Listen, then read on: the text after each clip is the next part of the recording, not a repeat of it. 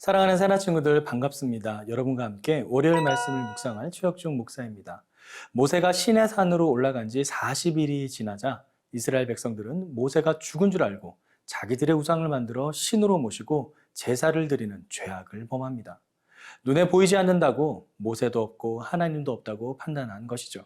함께 말씀을 살펴봅시다. 오늘의 주제는 보이지 않아도 주님입니다. 오늘의 말씀은 출이집트기 32장 1절에서 14절입니다. 백성들은 모세가 산에서 오랫동안 내려오지 않는 것을 보고 아론 주위에 몰려들어 자, 일어나서 우리를 앞서서 갈 신을 만들어 주십시오. 우리를 이집트에서 이끌어낸 그 사람 모세가 어떻게 됐는지 알게 뭡니까? 라고 말했습니다. 아론은 백성들에게 너희 아내들과 너희 아들, 딸들이 차고 있는 금귀고리를 빼서 내게 가져오라 하고 말했습니다. 그러자 모든 백성들은 귀고리를 빼다가 아론에게 갖다 주었습니다. 아론은 백성들이 가져온 것으로 송아지 모양의 틀에 붓고 연장으로 다듬어 우상을 만들었습니다. 그러자 그들은 이스라엘아, 이것은 너희를 이집트에서 이끌어낸 너희 신이다 라고 말했습니다. 아론이 이것을 보고 송아지상 앞에 제단을 쌓고는 내일은 여호와께 드리는 경축일이다 라고 선언했습니다. 이튿날 백성들은 일찍 일어나 번제를 드리고 화목제를 바쳤습니다. 그러고는 앉아서 먹고 마시며 일어나서 놀았습니다. 그때 여호와께서 모세에게 말씀하셨습니다. 너는 내려가거라. 내가 이집트에서 이끌어낸 백성들이 타락했구나. 그들은 내가 그들에게 한 명령을 그토록 빨리 저버리고 스스로 송아지 모양의 틀에 우상을 부어 만들고는 경배하고 제물을 바치면서 이스라엘아, 이것은 너희를 이집트에서 이끌어낸 신이다 라고 했다. 여호와께서 모세에게 말씀하셨습니다. 내가 이 백성들을 보니 참으로 목이 곧은 백성들이다. 그러니 너는 이제 나를 두고 가거라. 저들 때문에 내 진노가 부글부글 끓는구나. 내가 저들을 진멸하지 않을 수가 없다. 그러고 나서야 내가 너를 큰 민족으로 만들 것이다. 그러나 모세는 그 하나님 여호와께 빌며 말했습니다. 여호와여, 주께서 왜 주의 백성들 때문에 노여워하십니까? 그들은 주께서 큰 능력과 강한 손으로 이집트에서 이끌어내신 사람들이 아닙니까? 왜 이집트 사람들이 그가 그들을 산에서 죽이고 지면에서 쓸어버릴 생각으로 끌고 나갔구나 하게 하십니까? 주의 무서운 진노를 돌이키시고 주의 백성들에게 재앙을 내리지 말아 주십시오. 모세가 시내산에 오른 지 40일이라는 오랜 시간이 지나자 사람들 사이에선 불신의 마음이 자라기 시작했습니다. 그리고 급기야 모세가 죽었다고 생각하고 자신들만의 신을 새롭게 만들기로 작정합니다. 1절 말씀입니다. 백성들은 모세가 산에서 오랫동안 내려오지 않는 것을 보고 아론 주위에 몰려들어 자, 일어나서 우리를 앞서서 갈 신을 만들어 주십시오. 우리를 이집트에서 이끌어낸 그 사람 모세가 어떻게 됐는지 알 게 뭡니까? 라고 말했습니다. 우리가 보기에도 너무나 황당한 발언이 아닐 수 없습니다. 지금까지 여호와 하나님의 기적과 인도하심을 직접 경험하였음에도 단 40여일 눈에 보이지 않았다는 것만으로 지금 이스라엘 백성들은 그 하나님을 버리고 새로운 신을 만들어내려고 하고 있습니다. 참 웃긴 건 이들이 지금 신을 버린 것이 아니라 다른 신을 찾고 만들고 있다는 점입니다. 신의 존재를 부인한 것이 아니라 신의 존재는 여전히 인정하고 있다는 것이죠.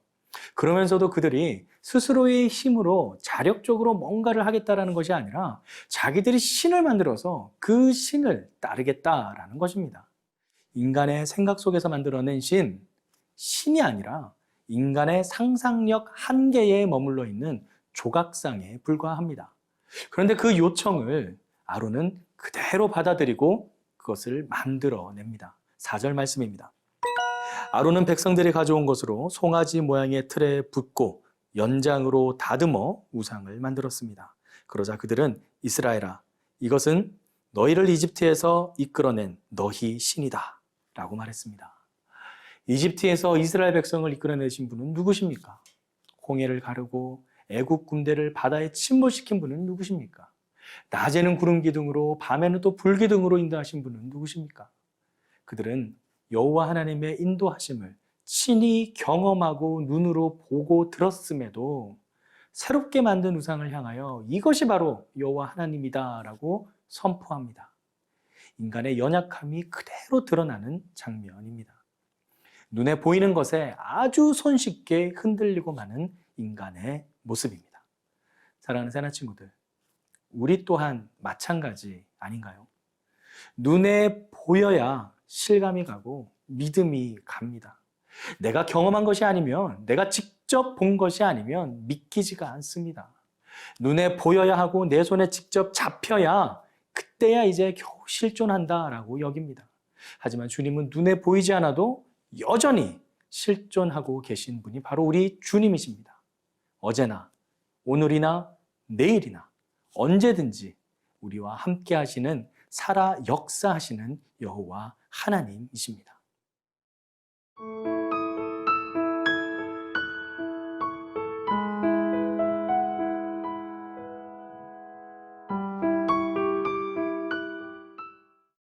이제 하나님께서는 죄악에 빠진 이스라엘 백성들에게 경노하시며 새로운 비전을 제시합니다. 9절에서 10절 말씀입니다.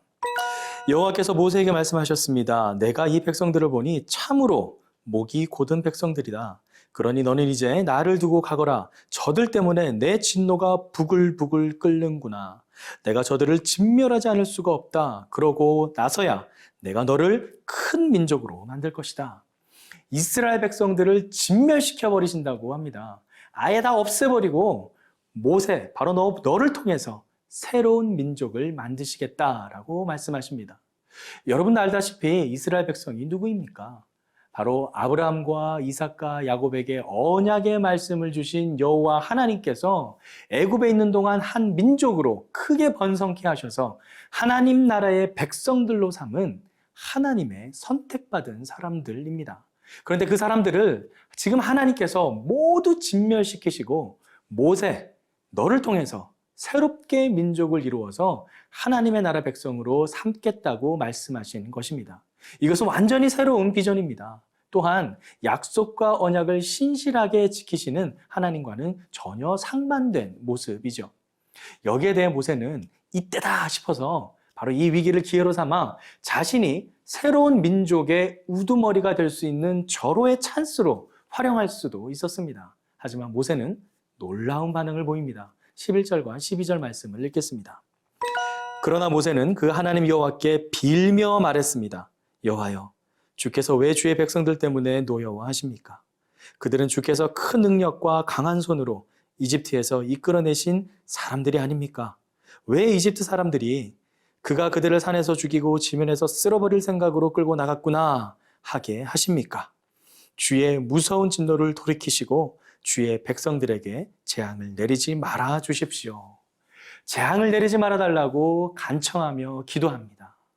이스라엘 백성의 죄악을 용서해 달라고 하나님께 중보기도 하고 있습니다. 이 모습은 우리의 죄악을 대신해서 십자가에 달려 돌아가신 우리의 진정한 중보자 되신 예수님의 모습을 예표합니다. 그리고 모세의 이 중보기도를 들으신 하나님께서는 마음을 돌이키시고 재앙을 내리지 않게 되죠. 그런데 혹자는 이런 장면을 보면서 인간이 요구하면 하나님도 그 뜻을 바꾼다라고 억측을 하면서 인간이 하나님을 인간의 뜻대로 마음대로 조정할 수도 있다라고 섣불리 판단하고는 합니다. 하지만 전혀 그렇지 않습니다. 오히려 지금 모세가 하나님의 진짜 본심을 제대로 잘 알고 있었고 그 하나님의 마음에 합한 기도를 했기 때문에 하나님께서 모세의 기도를 들어주신 것입니다. 모세가 하나님을 조종한 것이 아니라 모세는 하나님의 그 진심을 제대로 알고 있었던 것이죠. 그 진심은 바로 아브라함과 이삭과 야곱과 맺었던 민족을 이루겠다는 그 언약의 말씀입니다. 사랑하는 새나 친구들, 하나님은 결코 우리와 맺은 언약을 쉬이 버리지 않으십니다. 우리를 끝까지 붙잡으시고 인류 구원의 그 빅픽처를 이루시기 위해 오늘도 우리의 삶에 친히 역사하십니다. 우리 눈에 보이지 않아도 지금도 우리를 인도하시는 하나님과 동행하는 저와 여러분의 삶이 되길 간절히 기도합니다. 함께 기도하겠습니다. 사랑의 아버지 하나님, 오늘 말씀을 통해서 죄악 가운데 빠져있는 이스라엘 백성들을 위해 기도하며 중보한 모세의 모습을 통해 하나님의 본심이 무엇인지 다시금 말씀을 통해 깨닫게 해주심에 감사드립니다.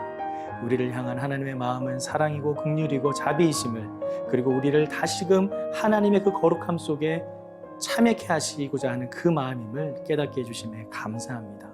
그 마음에 감사하며 다시금 오늘 하루를 하나님께 드리며 거룩함으로 지켜나가는 우리 모든 삶 될 수 있도록 주님 인도하여 주시옵소서. 그렇게 하실 주님께 우리의 삶을 올려드리며 예수 그리스도의 이름으로 기도드립니다. 아멘.